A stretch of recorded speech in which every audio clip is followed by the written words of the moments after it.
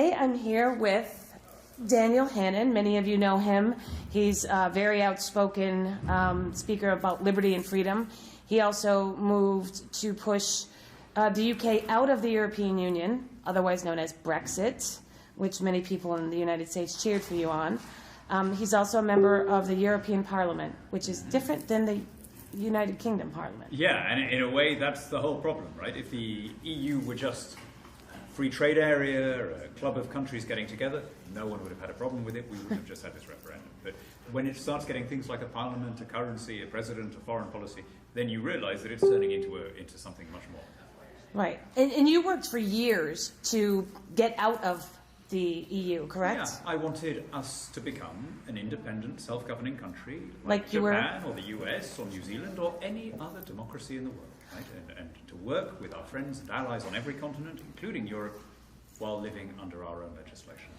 And they claimed lions and tigers and bears and all these horrifying things were going to happen, but kind of didn't work that way, did it?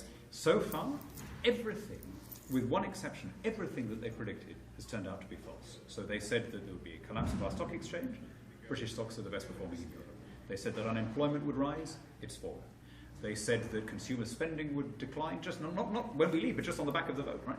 The opposite has happened. We have more startups since the vote than before it. Investment is up. The only thing, literally the only thing that has happened accurately that the Remain side said would happen is that there has been a, frankly, long overdue correction in the value of the pound. The pound was overvalued before because the euro crisis, the disaster unfolding in Greece and Italy and so on, had pushed a lot of people to buy sterling as a haven currency. And sterling was already in decline before the vote, but I think it is now at a more realistic level.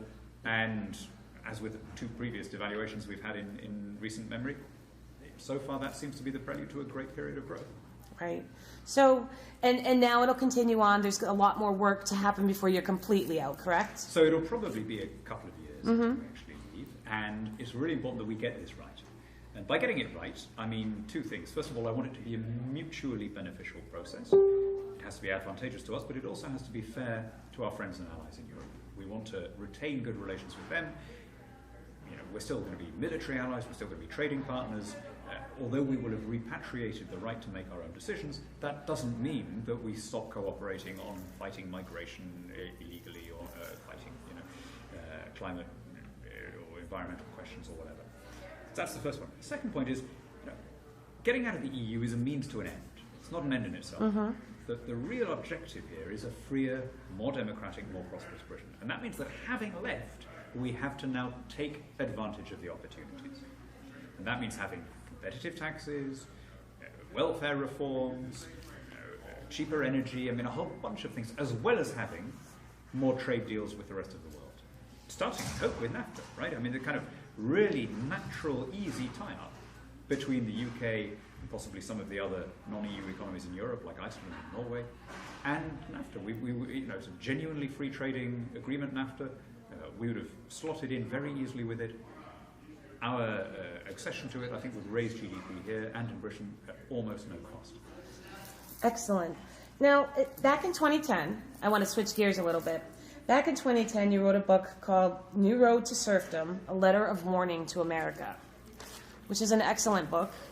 And you talk about the Constitution and welfare and healthcare and federalism. You actually speak about the Constitution more knowledgeably than many of our Democrats and other politicians that actually hold office.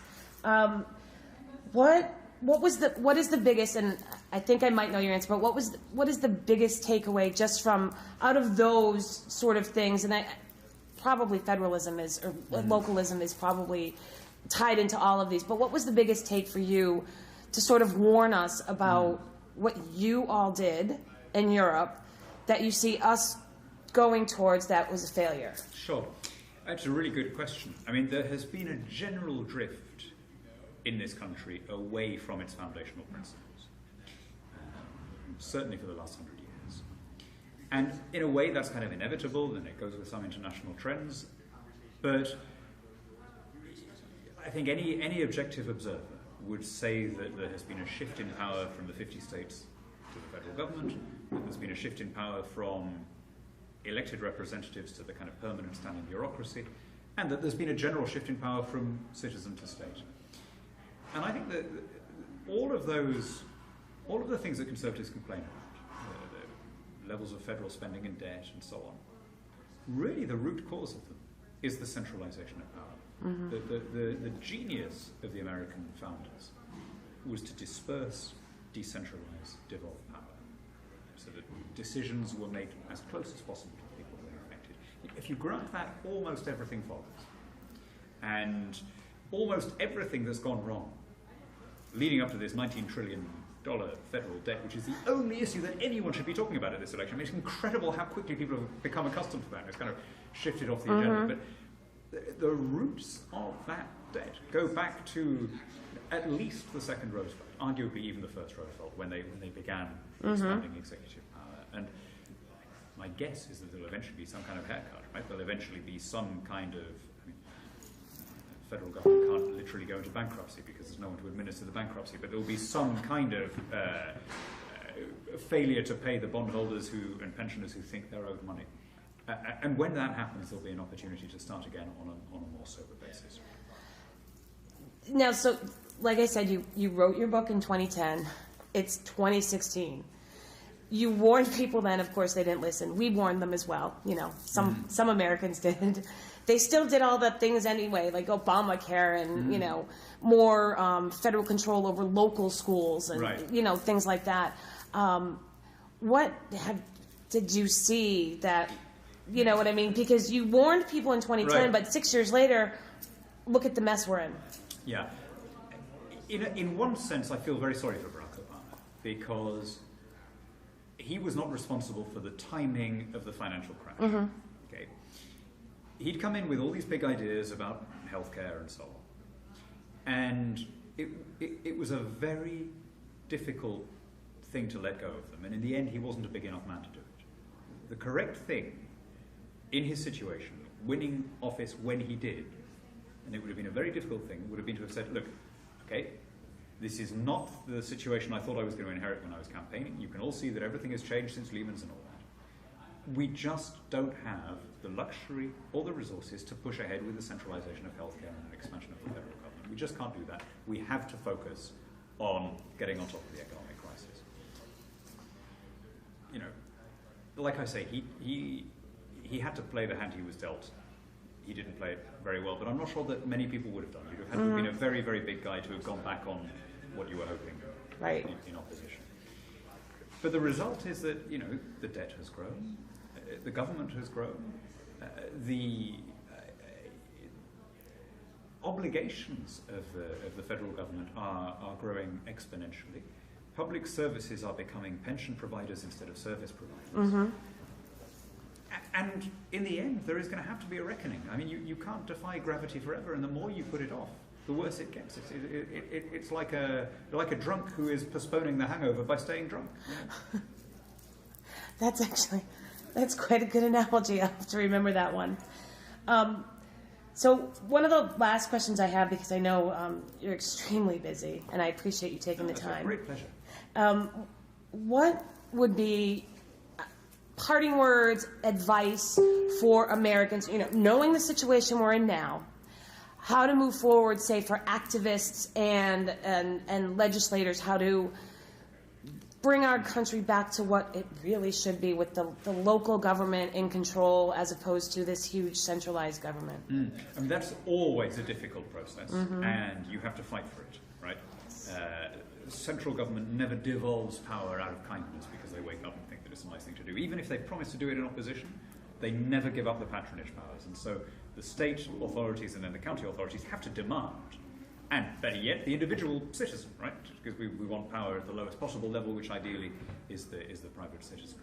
But in terms of what advice would I give to the Conservative, I mean, it's not for me to advise, right? I mean, that was settled at Yorktown. But just as a friend of America and a friend of American democracy, I would say focus on the legislature.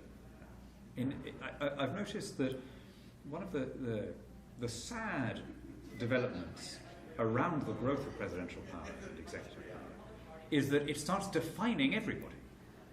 So you go to a meeting like this, we're here at the Americans for Prosperity Summit, and people are arguing about, well, should the Republicans have endorsed Trump and so on. Think of all the other elections that are happening in November, right?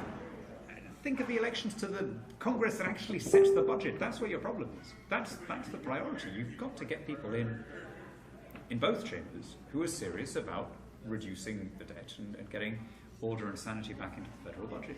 And do you know what I would really like is to go back to the kind of slightly anonymous presidents that were in this country a long time ago. You look at the late 19th century, and you think, who were these guys? I mean, who remembers their names now, right? The Rutherford Hayes, the Millard Fillmores. That was a period of extraordinary growth and success for this country, and the watchword of the Republican Party during those post-Civil War years, up until Roosevelt, was strong Congress, weak White House. And you know what? It was a pretty good formula. Yeah, we need another Calvin Coolidge. Yeah, what a great man. I mean, the two really underrated American presidents were, of course, Calvin Coolidge, but also Grover Cleveland. I think they were the golden links in the chain of small government that goes from the foundation to Ronald Reagan. And they were, in a way, fortunate in that they weren't tested by heroic events. And for that reason, they're not remembered as the great, almost titanic figures that they really were. But it takes real patriotism and restraint to go into that office, recognizing the magnitude of it, recognizing that the presidency will simultaneously elevate and humble, and then to use your time in office to try and give power back to people. That's a special kind of greatness. Thank you so much, Mr. Hannan, and I really appreciate you taking your time. Very well. And I know many people were very happy to hear your excellent speech earlier. Thank you so much.